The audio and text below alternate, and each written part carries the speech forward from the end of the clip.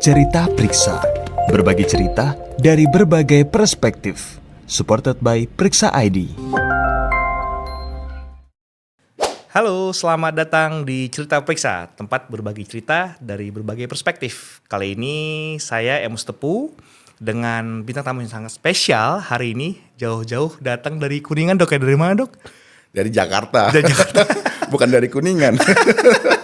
Ntar Kuningan Jawa Barat lagi ya. Iya, Kuningan Jakarta kita sambut Dr. Prima.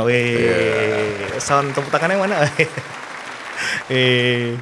Gimana, Dok? Perjalanan ke sini, Dok? Lancar? Lancar ya, hari ini cukup lancar ya. Ini tapi kayaknya dokter sibuk banget nih, Dok, ya. Ini abis dari mana nih, Dok? Tadi, Dok, dari rumah sakit Iya, atau? tadi pagi saya operasi dulu.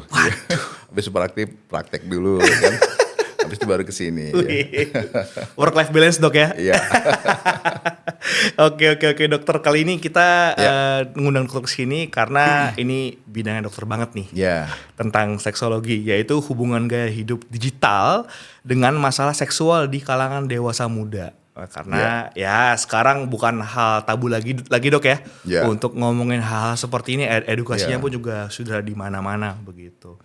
Kita langsung aja boleh, Dok, ya? Iya, boleh. Pertama nih, udah ada yang nanya dari followers kita nih. Oke. Sebenarnya apa sih, Dok, yang dimaksud dengan disfungsi seksual? Dan apakah ada jenis-jenisnya untuk disfungsi seksual tersebut, Dok? Terima kasih. Nah, berarti kan kalau ada kata dis itu kan berarti kan yang salah. Fungsi seksual, berarti ada kesalahan dalam melakukan fungsi seksual. Jadi artinya kita juga harus membahas apa itu fungsi seksual. Gitu ya. Jadi fungsi seksual itu sebetulnya interaksi yang kompleks ya pada manusia. Ya, pada manusia interaksi kompleks berkaitan dengan banyak hal yang berkaitan dengan aktivitas seksual. Hubungannya atau dipengaruhi oleh berbagai macam faktor nih fungsi seksual ini dalam aktivitas seksual tadi ya. Misalnya dia dipengaruhi fungsi biologis.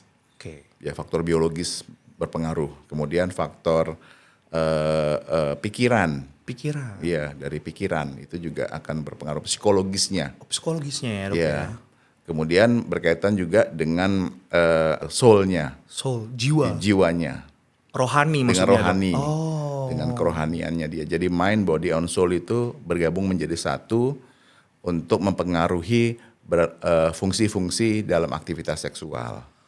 Seperti itu. Nah, jadi fungsi seksual itu ada 4 sebetulnya yang jadi tadi berkaitan dengan aktivitas seksual. Yang pertama ada seorang ketika melakukan aktivitas seksual itu ada tahapannya, ada stagingnya. Ini menarik ya, Dok. Ya, tahapannya misalnya pertama kali dia harus ada desire dulu. Desire ya, Dok, ya. Habis desire, kemudian tahap selanjutnya adalah fase arousal. Ya, desire ini bahasa Indonesianya nafsu mungkin ya. Nafsu ya. Dia punya nafsu lah gitu ya. Keinginan. Nah, ketika keinginan seksual itu bertemu dengan adanya stimulasi, ada rangsangan-rangsangan. Nah, ini muncul arousal, kebangkitan ya, Dok. Ya, jadi adanya terangsang lah bahasanya gitu ya. Kadang-kadang bahasa Indonesia itu antara terangsang sama nafsu ini kadang-kadang agak blur. Padahal beda sebenarnya. Beda. Nafsu itu lebih cenderung ke arah psikologisnya ya. Aduh, kita lagi pengen gitu ya. Pengen lah gampangnya kan. Kemudian dia ada stimulasi, dia bangkit. Ada pembangkitan, ada arousalnya. Arousal itu, Dok, ya. Nanti kita coba eksplor lebih lanjut. Kemudian tahap ketiga adalah puncaknya. Puncak dari aktivitas seksual tersebut. Ini eksekusinya berarti, Dok, ya? Eksekusi, ada orgasmenya. Seperti itu. Kemudian setelah orgasme baru dia turun menjadi resolusi. Jadi dia ada keempat itu. Nah, pada wanita mungkin ada juga tambahan tentang adanya nyeri. Nyeri, Dok? Nyeri itu juga mengganggu fungsi. Aktivitas itu mempengaruhi. Jadi ada dispareni itu juga termasuk fase nyeri. Ada tambahan lagi lah untuk jadi dia bukan semacam fase tapi adalah suatu yang faktor yang dapat mempengaruhi aktivitas seksual, mempengaruhi fungsinya. Nah, apabila seseorang mengalami salah satu atau salah 4 gitu ya, di antara tadi dia termasuk mengalami suatu disfungsi. Disfungsi seksual. Dan ini bisa terjadi pada laki-laki ataupun pada wanita. Oh jadi memang Gitu. stagingnya harus semuanya dilalui dok ya? Selanjutnya harusnya dilalui semua tuh kalau untuk aktivitas seksual secara komplit Oke, gitu. oke, Jadi oke. itu ada cycle, adalah siklus ya. Mulai dari jadi nggak ada tiba-tiba langsung orang tiba-tiba langsung orgasme sendiri ya, pasti ada kelainan dong nantinya ya. Misalnya bisa terjadi misalnya pada mimpi basah kan dia nggak ada rangsangan, tapi kan ada faktor tiba-tiba dia ada mimpi dan akhirnya bisa Oke, orgasme oke. kan seperti Iya, itu. iya, iya, iya, iya. Tapi kalau semua secara norma aktivitas dia harus melalui fase-fase tersebut. Oke, berarti maaf nih dok, maaf banget. Berarti kalau misal kayak ejakulasi dini, berarti itu termasuk disfungsi juga Termasuk dok? dalam disfungsinya gitu ya, termasuk bagian dari disfungsi seksual. Wah, Jadi gangguan orgasme. gangguan orgasme ya Jadi dok ya? misalnya ejakulasi dini, PL2 gitu ya. Ah, Dia nempel langsung keluar. Kan dia tuh, saya tahu lagi bahasanya dok. Iya, iya, iya. bahasa Jermannya nempel metu. Gitu Iya, ya misalnya. Iya, iya, iya. Jadi dia belum aktivitas seksualnya belum ada gitu ya. Dia mungkin udah nafsu ya. Kemudian terangsangnya baru terangsang awal. Gitu ya. Jadi dia belum ereksi sempurna karena dia stres, karena dia cemas, langsung keluar. Kan artinya itu kan ada gangguan kan? Iya, iya, iya, paham, paham. Ada paham, Dok. gangguan terhadap fungsi-fungsi seksual secara normal gitu ya. Nanti kita bisa bilang normalnya mana, tidak normalnya mana kan gitu ya. Iya, iya, bener dok. Jadi bener, dia dok. belum terangsangnya belum full, tapi tiba-tiba dia sudah masuk fase berikutnya, Iya, iya, fase iya. orgasmik tadi, Jadi nggak komplit dok ya? nggak komplit ya. Dia sehingga ada gangguan nantinya, Iya, iya. yang menimbulkan gangguan. Oke, berarti Gitu. tanda-tanda awalnya apa tuh dok? Kalau kita misalnya untuk pendengar-pendengar podcast kita, Ya. apa sih salah satu tanda-tanda awalnya kita misalnya kayak tanda ejakulasi dini atau disfungsi seksual nih begitu? Nah, disfungsi seksual yang paling menakutkan, gitu ya, paling menakutkan bagi pria adalah dia gagal untuk ereksi. Impoten kah dok? Ya, Atau- bahasa dulunya impoten, sekarang namanya disfungsi ereksi. Oke, oke. Ya, dia gagal untuk mempertahankan ereksi sehingga untuk mencapai aktivitas seksual yang sempurna gitu ya. Dia oke. gagal mencapai atau mempertahankan Pertahankan. gitu. Ya dia kadang-kadang dia sama sekali nggak bisa bangun gitu. Oh, Ada juga sama sekali dirangsang-rangsang apapun simulasi nggak bisa ereksi. Kan dia gagal nih. iya, iya. Disfungsi ereksi sehingga dia gagal untuk melakukan hubungan aktivitas seksual. Nah ini kan jadi menakutkan nih pada Iya, laki-laki. iya, iya. Dan ternyata faktor disfungsi ereksi ini juga cukup banyak. Oh, gejala-gejalanya apa Gejalanya itu dok, dia awalnya? gejala-gejalanya dia nggak bisa kalau ketika beraktivitas nggak bisa ereksi. Oh, itu berarti gejala Sudah. paling awalnya dok ya? Gejala itu gejalanya. Oke. Gejala awalnya sebetulnya dia tadi misalnya pagi hari harusnya ereksi dia tidak ereksi. Oh, Kan gitu. Oh, justru di pagi hari tuh cowok tuh ereksi tuh hal wajar dok ya? Wajar sebetulnya gitu. Sebenarnya wajar. Jadi bukan dia kenapa nih gitu ya gitu ya. Iya, iya, iya, iya. Nah, iya, atau iya. dia malam-malam dia ada ereksi sendiri. Kadang-kadang ada juga nocturnal erection. Oh. Nah, itu masih normal Normal, gitu. Dok, ya? Kalau nggak ada kadang-kadang harus tanda-tanda awal tuh. Waduh. Nah, kan kalau nggak ada Iya, iya, kita harus cek kenapa kok nggak ada. Iya, Kan iya, gitu, iya. itu tanda-tanda awal. Nah, penyebab yang paling sering memang ternyata adalah faktor biologis. Oke. Biologis itu misalnya dia faktor usia tadi ya. Kalau dia umur 40 tahun mungkin 10%. Umur 70 tahun dia mungkin 50% yang mengalami disfungsi. iya, iya. Jadi faktor usia, faktor penyakit misalnya. Jadi dia ada hipertensi, ada darah tinggi, ada penyumbatan pembuluh darah di jantung. Bahkan sekarang gangguan ereksi tersebut, disfungsi ereksi ini bisa menjadi salah satu prediktor utama yang awal, yang dini bahwa dia punya kelainan jantung, punya kelainan kardiovaskuler, pembuluh darah. Itu ada hubungannya dok? Ada hubungannya. Dari tidak bisa Iya. gangguan ejakulasi atau ereksi? Iya, itu sebenarnya tanda awal dari penyakit jantung, begitu. Widih, ini ilmu Gitu baru ya. sih. Saya baru tahu nih. Saya Jadi baru tahu nih, Dok. harus hati-hati. Karena apa? Karena pembuluh darah jantung itu posisinya lebih besar dibandingkan pembuluh darah penis. Jadi apabila seseorang mempunyai plak misalnya atau sumbatan pada pembuluh darah jantung, pembuluh darah otak atau pembuluh darah yang besar lain itu sebenarnya belakangan. Yang pertama kali kena itu pembuluh darah di organ intim, di penis itu. Gitu. Itu yang pertama kali dia ada blockage juga. Sehingga ketika proses rangsangan di mana ada aliran darah memenuhi corpus cavernosus itu, sehingga dia gagal memasok darah. Sehingga loyo-loyo terus kan, gagal memasok darah. Masuk akal dok. Gitu. Karena ada apa? Ada penyumbatan di pembuluh darah yang kecil tadi. Wah. Jantungnya masih belum apa-apa, tapi ininya udah bermasalah. Inilah yang bisa menjadi prediktor penyakit-penyakit komplikasi katastrofik yang lain. Sakit stroke mungkin, kemudian sakit jantung, ginjal dan lain-lain, ditambah diabetes lagi, ada kelainan metabolik. Ini akan memperberat terhadap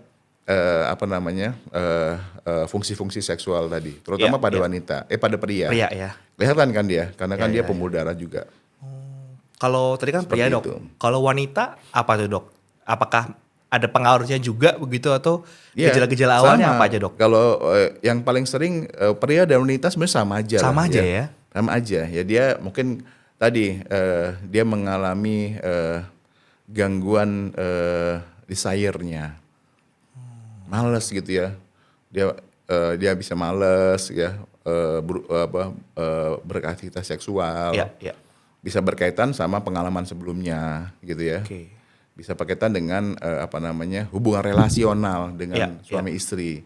Kalau suami istri hubungannya nggak bagus ya mungkin dia gimana bisa nafsu sama pasangannya. Iya bener. Ya kan? Ngelihat aja udah enek gitu ya. Gitu ya. Ngelihat aja udah mau berantem. Iya, berarti udah pengen berantem aja kan. Terus sekarang tiba-tiba dia ingin aktivitas seksual. Nah, kadang-kadang ini kan menjadi masalah. Ya kan? Apalagi pada usia yang lebih lanjut di mana memang secara biologis hormonnya udah menurun. Jadi hormon laki-laki itu testosteron. Jadi kalau testosteronnya masih masih tinggi, lihat ada yang bagus dikit langsung meleng kan gitu. Itu memang iya. Oh gitu dok. Kayak binatang gitu juga. Testosteron yang alpha male itu testosteron paling tinggi. Paling ganas dia. Paling ganas, paling buas dok ya. Paling buas dia. Jadi menangan dia kalau berantem. Kan gitu ya. Jadi kalau yang male yang lain lebih rendah, ya dia diam-diam gitu ya. Iya. Paham Jadi dok. semakin muda, semakin tinggi, biarpun dia kadang-kadang ada masalah, ya dia hajar terus saja karena kan testosteronnya tinggi. Iya. Tapi menarik sih nih dok. Saya pernah denger nih istilah. Ya. Kalau laki-laki itu ada puber kedua katanya. Itu bener nggak sih dok? Puber kedua katanya justru di usia 40 ke atas katanya. Ya, gitu. sebetulnya itu lebih cenderung konteks ke arah sosiologis lah gitu, budaya sosiologis ya. Itu Jadi, ada hubungannya berarti dok ya? Ya, gimana tuh dok? Jadi kadang-kadang kan memang pada usia kritis ya, pernikahan sekian puluh tahun gitu ya. Jadi udah itu bukan sesuatu yang menantang lagi lah gitu. Gitu ya. Kemudian ditambah dengan masalah-masalah ekonomi, masalah keluarga, anak segala macam ya, nggak punya pembantu di rumah, capek. Jadi akhirnya hubungan menjadi lebih kurang. Iya. Nah, hubungan menjadi lebih renggang. Nah, hubungan menjadi lebih renggang ini akhirnya tadi bisa bertemu dengan pihak-pihak yang lain ya. Akhirnya ini menjadi suatu tantangan baru. Iya. Ya, tantangan baru. Jadi pengen menjadi suatu ada yang dikejar tadi ya. Ada yang desire-nya. Jadi ternyata desire-nya lebih bangkit. Ya kan, waduh dia lebih bangkit lagi nih gitu ya. Jadi akhirnya ada sesuatu yang bisa meningkatkan hormon-hormon adrenalin, ingin mencapai suatu kenikmatan kesenangan. Jadi hormon-hormon serotoninnya meningkat kayak gitu-gitu ya. Jadi ada yang feel good hormon gitu ya dikejar. Itu hal-hal kayak gitu ternyata kok lebih nyaman, lebih enak, macam-macam ya. Jadi akhirnya orang jadi punya yang istilahnya puber kedua tadi kan gitu. Oke. Berarti itu sebenarnya lebih ke arah sosiologi aja dok ya. Iya. lingkungan sekitar juga mempengaruhi ya dok ya? mempengaruhi hubungan dengan kalau dia baik-baik aja segala macam kan mungkin nggak ada puber kedua juga kan gitu. Betul, Karena kan dia memang relasinya fine-fine aja, saling Ya, memuaskan saling kan gitu ya. memuaskan, Jadi ya. artinya tidak ada konflik yang cukup berat gitu. Jadi artinya itu juga nggak menjadi sesuatu yang pasti ada kan. Ya benar. Ya kan, kalau pasti ada kan semua orang mengalami. Ini kan enggak. Oh, oke. Kan seperti itu Ya, ya. ya. Jadi memang letupan-letupan itulah. Karena di samping itu karena apa? Karena memang secara hormonal usia-usia 40, usia 50 itu menurun kan.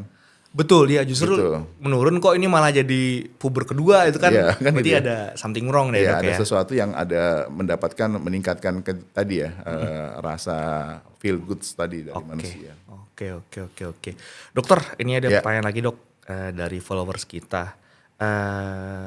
Mau tanya dong dok, kira-kira kalau disfungsi seksual itu bisa dicegah nggak sih dengan hidup sehat? Nah, hidup sehat seperti apa sih yang bisa mencegah disfungsi seksual ini dok? Begitu. Ya, memang itu ada kaitannya dengan pola hidup. Oke. Ya, pola hidup itu sangat mempengaruhi kondisi biologis, Oke. gitu ya, biologis dari seseorang gitu ya. Oke. Apakah faktor-faktor hormon bisa terjaga dengan baik, seperti itu ya. Faktor kesehatan secara umum ya, metaboliknya baik atau tidak. Ya. Itu erat kaitannya dengan faktor gaya hidup.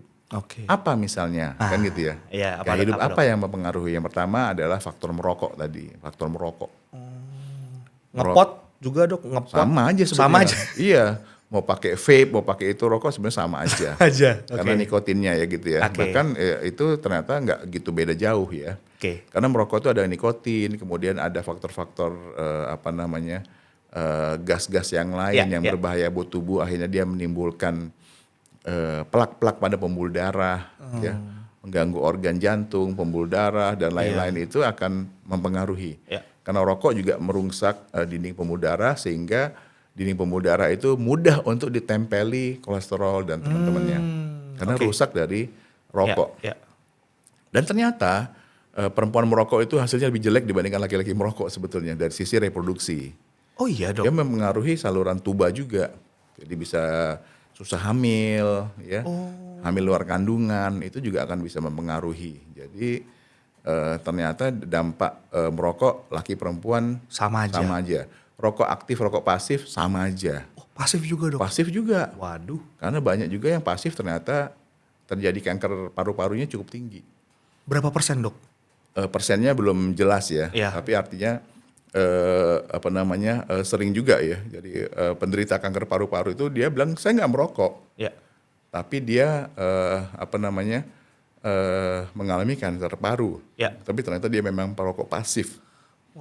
Gitu. Ini Jadi artinya rokok aktif pasif bermasalah. Yang kedua faktornya adalah hidupnya kurang bergerak, gitu, kurang olahraga. wah kalau olahraga Iya. ya. Jadi kurang olahraga itu, karena olahraga itu penting untuk meningkatkan hormon. Jadi hormon testosteron itu, Adrenalin itu juga berpengaruh nggak dok? kalau adrenalin kan hormon stres ya, Iya. gitu ya hormon. Ini hormon testosteronnya itu bisa meningkat dengan olahraga. Oke. Seperti itu. Jadi feels good-nya bisa dapat, testosteronnya meningkat. Jadi badannya jadi fit. Iya. Kemudian aktivitas seksual jadi bagus kan karena testosteronnya bagus. Nah. Gitu. Jadi aktivitas seksual pada laki-laki itu sangat erat hubungannya dengan testosteron yang bagus. Ya, Gitu. Kalau perempuan pada estrogen yang bagus. Oke. Gitu. Jadi tadi gaya hidup tadi adalah olahraga. Olahraga ya dok ya. Olahraga sebetulnya nggak usah lari maraton gitu ya. Olahraga yang sangat berat, angkat besi, angkat berat gitu ya. Apa nih dok olahraga yang Jadi cocok? sebetulnya olahraga itu cukup moderate, jalan gitu ya, atau jogging ringan gitu ya, atau bersepeda, bisa juga berenang, gitu. Oke. Jadi kalau orang semakin gemuk di Indonesia ini kalau orang udah suruh gemuk, kamu harus olahraga dong. Olahraganya di dalam pikiran apa? Lari pagi, Wah iya lagi dok. gitu kan? Karena saya gemuk saya gitu juga mikirnya. Dari pagi waduh mager Iya kan? banget. Pokoknya lari lah gitu ya. Iya. Padahal salah. Harusnya? Berat badan yang besar di atas 10 kilo berat badan ideal itu nggak boleh lari. Karena semakin dia berlari semakin rusak lututnya, sendi-sendinya. Jadi sendi lutut, sendi panggul itu bisa cedera. Geser gitu dok ya. Bukan geser tapi dia cedera. Oke. Bikin peradangan. Nanti dia akhirnya jadi nyeri. Jadi dia malah jadi rusak sendinya. Ya, ya. Nah dia harusnya berenang, bersepeda itu lebih bagus karena tidak ada gravitasi. Oh. Dan lamanya juga nggak perlu lama-lama. Seminggu itu kira-kira 150 menit cukup. Oh, 150 Jadi, menit justru dok 150 ya. menit idealnya. Kalau dia lebih dari 150 menit, dia harus ditambah lagi dengan kalori yang cukup untuk mengganti kerusakan-kerusakan tubuh. Jadi semakin berat, semakin lama, dia sel-selnya semakin banyak yang rusak. Oh, justru Jadi kalau olahraga kelamaan justru sel-sel yang rusak juga banyak. Oh. Makanya atlet itu, Iya. kalau dia atlet yang berat ya, dia latihannya dari pagi sampai sore misalnya gitu ya. Pagi latihan, sore latihan gitu ya. Nah kan dia makannya juga harus lebih Lebih, iya, proteinnya. iya. Karena protein itu membangun sel-sel yang mengganti sel-sel yang rusak. Karena sel ototnya pada putus misalnya. Iya. Kemudian sel-sel yang lain jadi ikut mengalami kerusakan, itu harus diganti. Iya. Diganti pakai apa ya? Pakai pembangun protein, seperti itu dia harus lebih tinggi kan.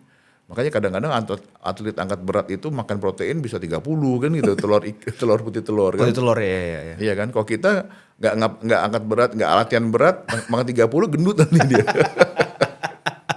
Jadi artinya harus diimbangi dengan konsumsi yang dengan kalori yang lebih tinggi gitu ya. Jadi kalau dia memang olahraga di atas 150 menit. Oke. Jadi tadi kan merokok, kemudian olahraga, kemudian jangan lupa adalah tidur. Tidur yang cukup itu juga sebagai membangun badan kita lebih sehat. Berapa jam dok? Nah, tidur itu paling tidak 6 sampai 8 jam tidur. Dan tidur yang benar, tuh ada juga nih. Tidur yang benar adalah tidur yang dapat membangun tubuh kita mengganti kerusakan. Jadi kita butuh kerusakan, kalau kita ada kerusakan dalam tubuh itu kita butuh hormon yang namanya growth hormone. Hormon pertumbuhan, jadi mengganti sel yang rusak, kemudian membangun sel-sel yang lebih baik gitu ya. Dan growth hormone ini akan keluar gitu ya, akan beroperasional pada jam 10 malam sampai jam 3 atau jam 4 pagi. Waduh. Jadi ketika jam 10 malam itulah orang harusnya tidur di situ. Sehingga kalau begadang, maka sel-selnya jadi lebih jelek. 10 sampai jam 3 ya dok, jadi harus tidur ya dok Iya, ya? harus tidur bangun jam 3, jam 4 udah bangun. Jadi kalau tidur 6 jam tapi misalnya saya baru tidur habis subuh gitu, jam 6 baru tidur, nanti sampai siang gitu. Nah sebetulnya mungkin dari sisi jumlah jam tidur mungkin cukup. Tapi ingat bahwa hormon-hormon untuk growth hormone itu untuk mengganti sel-sel yang rusak itu tidak keluar kalau kita pola tidurnya nggak segitu. Gitu ya. Nah ini kadang-kadang orang merasa bahwa jam tidur yang penting, bukan jam tidur. Jam tidur penting ditambah lagi waktunya, timingnya. Nah ini yang kita juga harus harus tahu ya sekarang ini ya bahwa tidur yang benar itu seperti apa sih? Iya. Nah gitu. Apalagi orang yang tidurnya susah. Jadi ketika udah bangun langsung melek terus sampai pagi kan gitu ya. Ini juga bisa bermasalah. Iya.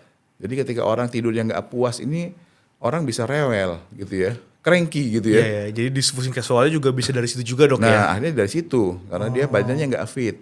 Oke. Jadi terjadi disfungsi seksual yang lain. Nah itu juga faktor yang lain juga faktor relasi dan lain-lain ya kalau gaya hidup. Kalau makan dok, kan saya sering denger lah kayak kalau mau cepet ini makan ikan atau apa gitu, Iya. toge. Kalau itu kaitannya dengan reproduksi misalnya ya, kalau orang mau hamil dan lain-lain kalau makan. Tapi makan itu nanti berpengaruh sama kadar metaboliknya. Oh, oke. Misalnya orang yang makannya banyak gula, gitu ya, tinggi gula, kemudian tinggi garam, banyak minyak jenuh, gitu ya, minyak yang dipakai berulang-ulang, kemudian ada pestisida, pencemaran di dalam makanannya dia, ya. Kemudian lemak jenuh tadi menjadi kolesterolnya jadi tinggi, makan karbohidrat tinggi, trigliseridnya tinggi, gula darahnya bisa tinggi. Nah ini akan mempengaruhi fungsi-fungsi seksual juga. Ya. Gitu, orang diabetes bermasalah, hipertensi tadi Itu mengganggu diabetes, misalnya dia mengganggu syarafnya, jadi syarafnya nggak sensitif. Gitu. Hipertensi tadi pembuluh darahnya jadi sempit tadi kan, jadi dia mengganggu aliran darah. Jadi ini tanda-tanda yang karena faktor dari makanan itu sebetulnya. Makanan ya dok ya. Faktor dari makanan itu. Ya, gitu. Kecuali memang hipertensinya kronik atau hipertensinya primer yang menurun dari faktor turunan bisa. Diabetes, kalau diabetes dan lain-lain itu biasanya faktor dari gaya hidup tadi. Ya. Makanannya sembarangan, nggak dikontrol, banyak berlebihan yang manis, akhirnya berat badan meningkat gitu. Ya. Seperti itu. Oke dokter. Nah, tapi kan tadi kita bahasnya seputar pola hidup sehat ya dok ya, yang bisa mengurangi bahkan mencegah disfungsi seksual begitu. Tapi sebenarnya disfungsi seksualnya ada nggak sih dok kaitannya dengan budaya begitu misalnya? Ya. Ada nggak kira-kira dok? Ada ya. Ada ya dok ya. Jadi faktor budaya itu bisa faktor norma-norma, faktor budaya. Oke. Ya. Kemudian faktor agama, religiositas itu juga bisa mempengaruhi terhadap fungsi-fungsi seksual. Oke. Kemudian faktor pendidikan, informasi. Oh informasi. Ya. Informasi dari manapun ya, dari televisi sekarang, sekarang dari internet yang berjibun gitu ya. Itu juga akan bisa mempengaruhi terhadap fungsi-fungsi seksual. Oke. Misalnya kalau kita kembangkan tadi, misalnya faktor agama ya. Jadi orang agama itu merasa bahwa dengan banyak batasan-batasan, tabu-tabu hal yang nggak bisa dibahas seperti itu ya. Itu akhirnya orang jadi merasa banyak berdosanya. Ya. Ketika dia merasa banyak berdosa lagi dia tetap melakukan lagi kan, karena kan ini kan masih apalagi tadi masih muda, testosteronnya masih tinggi ya. Jadi kayaknya nafsuan terus nih kan gitu ya. Tapi dia pas lagi melakukan, misalnya orang dengan onani masturbasi gitu merasa ini dosa nih gitu ya misalnya. Walaupun kalau kita melihat dari sisi misalnya dari sisi Islam gitu ya, dari sisi Islam itu enggak semua mazhab itu ada berdosa gitu. Ada juga mazhab yang lain yang membolehkan seperti itu. Itu masih debatable lah. Tapi artinya ketika seseorang mengalami meyakini mazhab tertentu ini berdosa, dia masturbasi lagi, besok lagi nafsu lagi, masturbasi lagi, lama-lama kan dia menjadi gangguan antara dosa nggak berdosa gini. Jadi akhirnya dia munculnya apa? Jadi akhirnya ketika dia melakukan masturbasi, dia ingin mempercepat selesainya. Karena berpikir semakin cepat selesai dosanya makin kecil gitu ya. Masuk logika sih dok, cepet. Akhirnya dia mengalami ejakulasi dini. Nah ketika ejakulasi dininya makin parah, dia muncul disfungsi ereksi. Iya. Biar nggak keluar ejakulasi dini, lama-lama dia mati sendiri, gitu. Jadi dia gangguan disfungsi ereksi, gangguan disfungsi ereksi ketika muncul lagi ketika gangguan disfungsi ereksi baru sedikit bangun langsung keluar, karena takut bahwa dia nggak bisa mempertahankan ereksi yang lama yang kuat.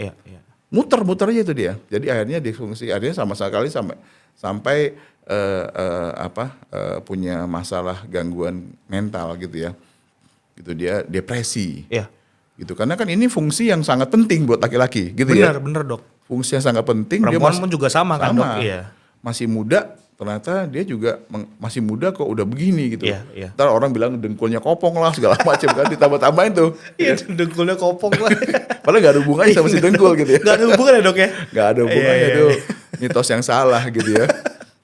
Gitu ya. Akhirnya dia mengalami disfungsi ereksi tadi. Gangguan fungsi ini. Ini sebetulnya fungsi yang sifatnya dari skala tadi psikologis tadi, dari soul-nya juga gitu ya. Kemudian bisa juga karena faktor norma-norma gitu ya. Pengalaman-pengalaman seksual sebelumnya, dia pernah dilecehkan waktu kecil. Ya kan, ada lihat pemerkosaan dan lain-lain, dia terpengaruh gitu ya. Itu mengalami fungsi-fungsi gangguan fungsi yang bisa sampai dewasa itu. Iya benar dok. Gitu ya, itu kan juga gangguan karena faktor budaya ya. Norma yang ada gitu ya, bahwa bicara masalah seksual itu bicara tabu gitu ya misalnya. Gak boleh nanya kemana-mana nanya.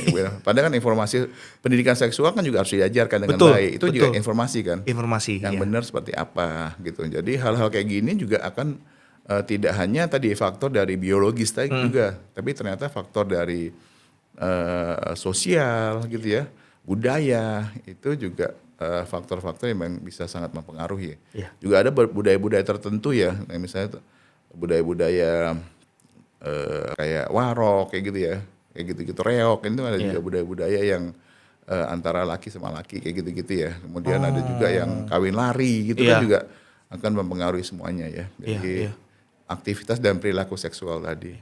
Tadi menarik dok tentang yang tadi laki sama laki hubungan sesama jenis gitu dok. Iya. Itu tuh sebenarnya masuk ke dalam disfungsi seksual kah dok? Atau secara psikologis begitu? Ya kalau itu sekarang tergantung dari ininya ya, dari pola point of view-nya. Oke. Gitu ya.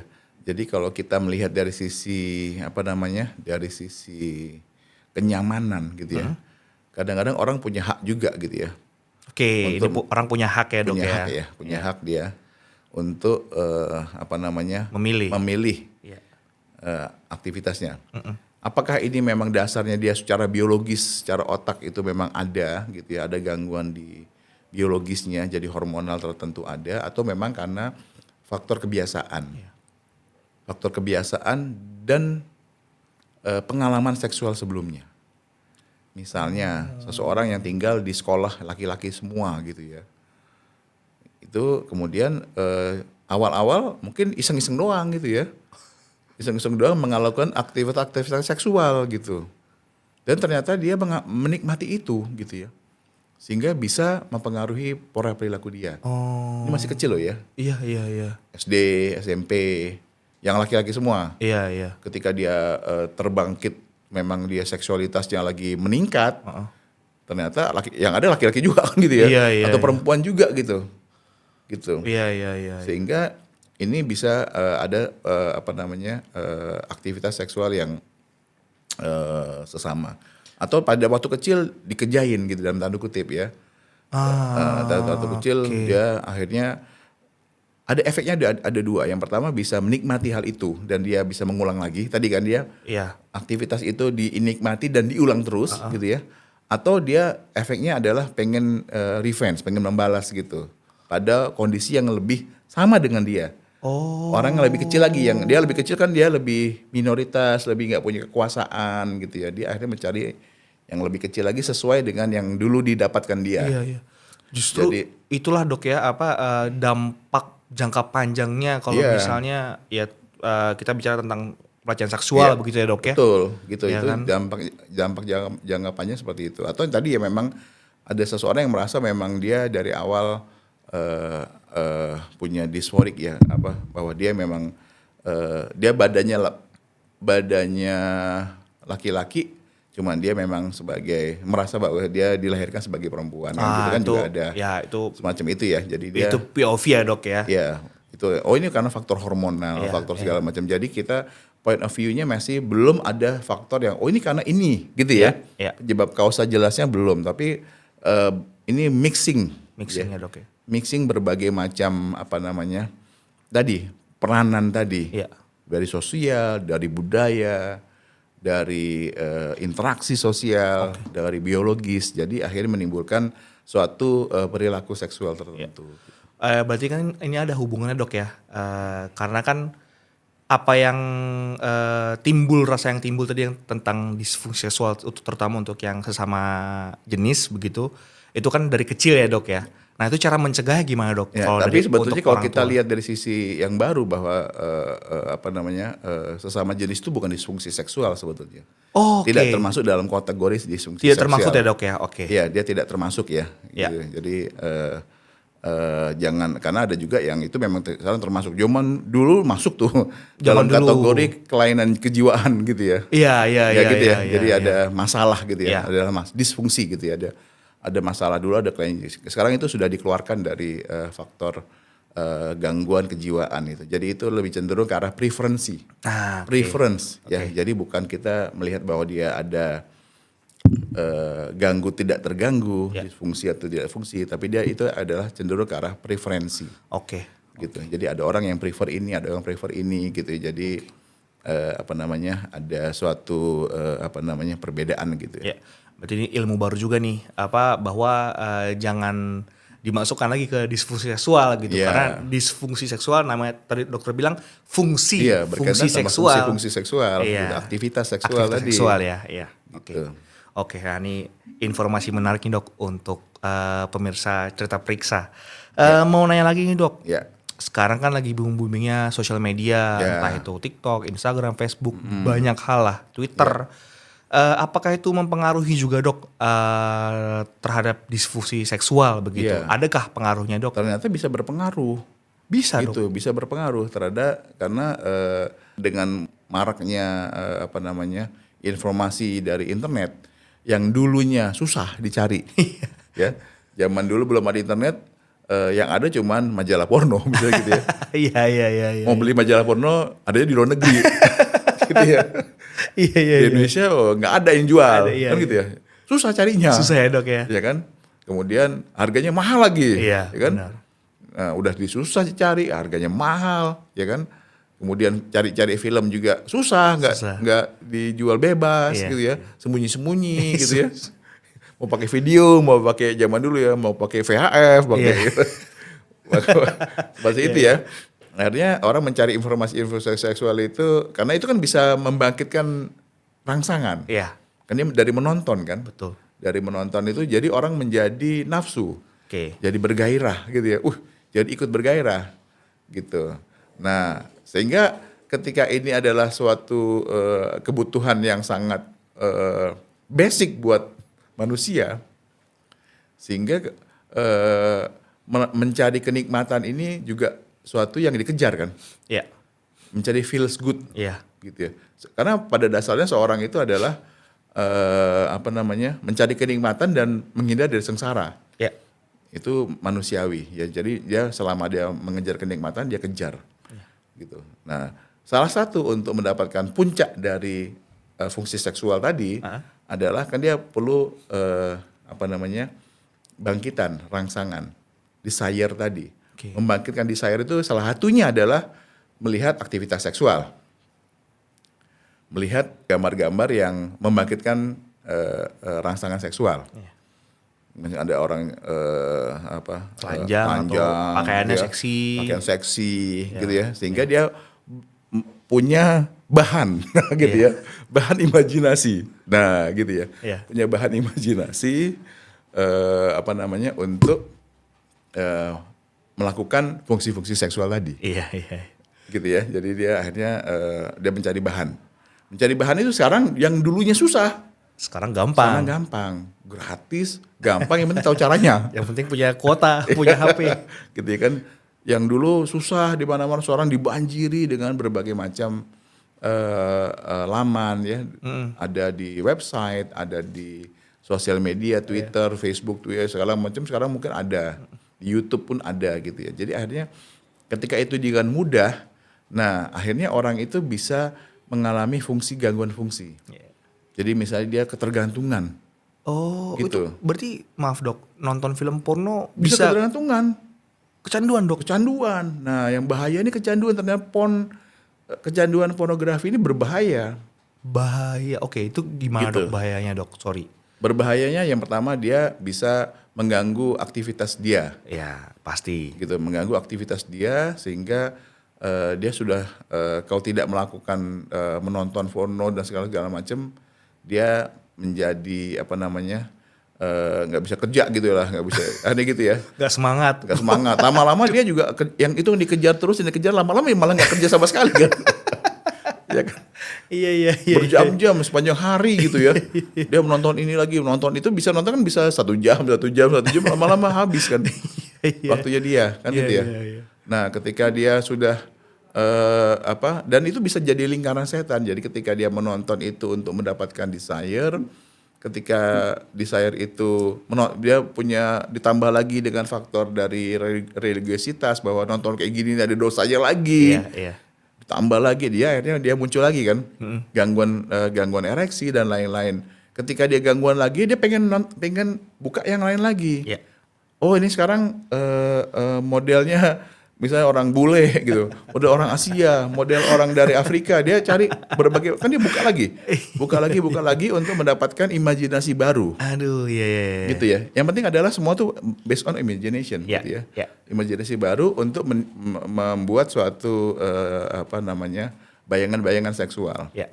Nah, yang gawatnya lagi apabila ternyata efek-efek menonton itu diterjemahkan dalam perilaku seksual yang nggak benar. Dia, ada temennya tuh, dia diperkosa lah segala macam karena menonton film-film porno misalnya itu. Dia tuh udah nggak bisa ngontrol. Iya. Jiwa untuk bangkitannya ini udah hormonnya lagi besar-besarnya nih, lagi karena puber nih. dipupuk terus pupuk nah, terus dia pengen, tersalurkan. dia nggak kesalurkan dengan yang baik gitu ya. Akhirnya dia bukan hanya ke diri sendiri, self seksual gitu ya.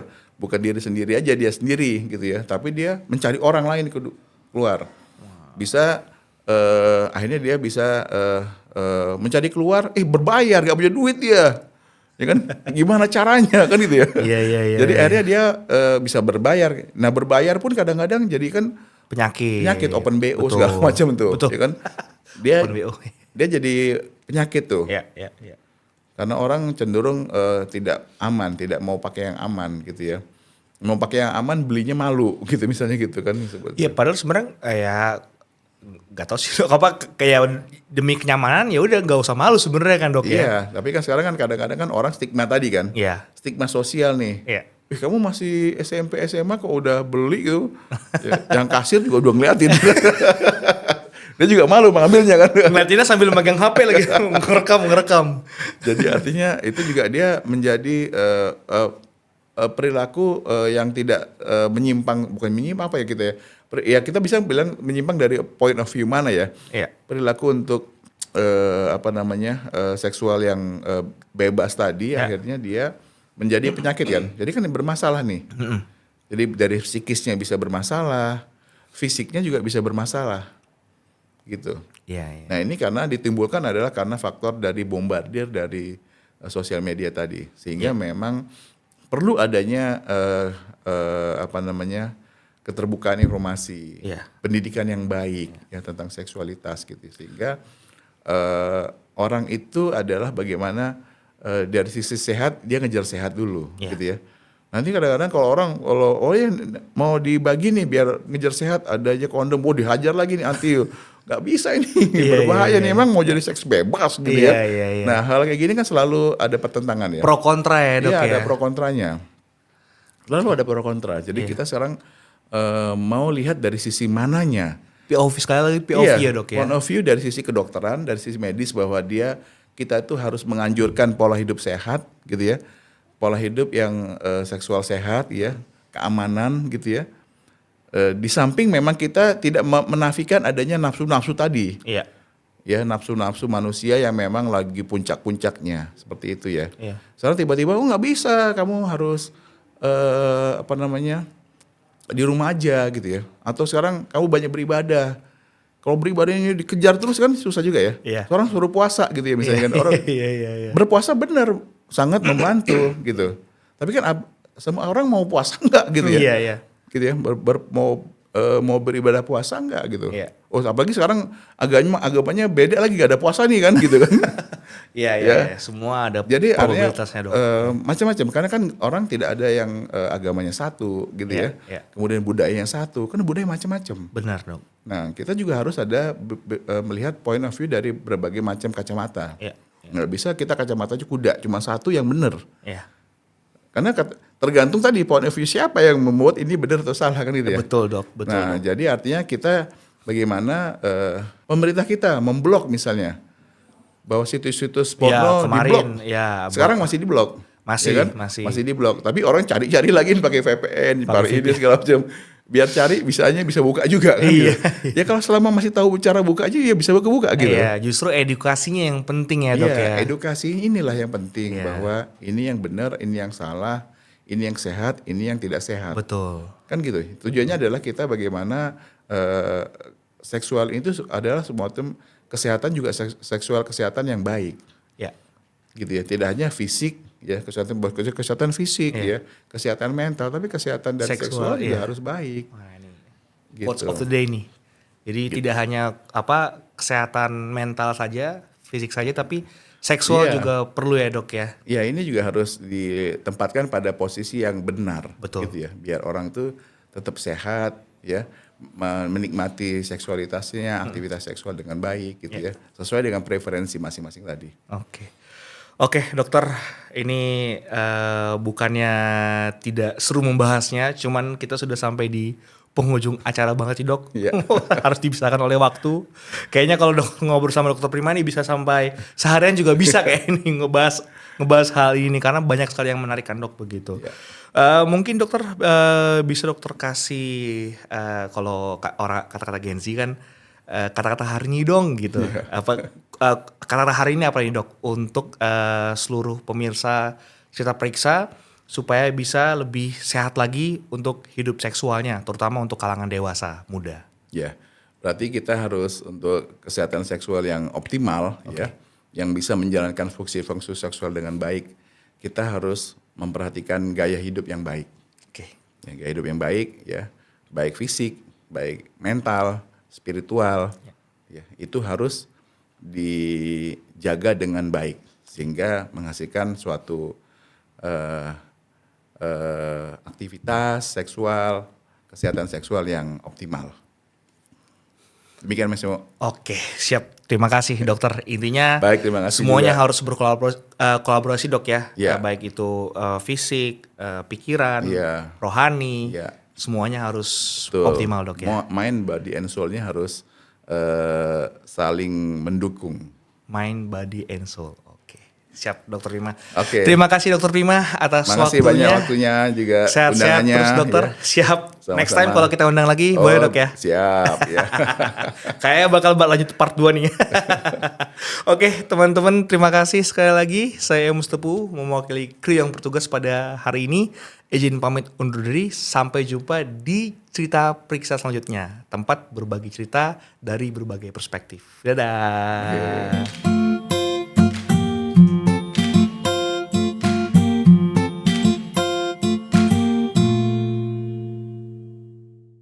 Cerita Periksa, berbagi cerita dari berbagai perspektif. Supported by Periksa ID.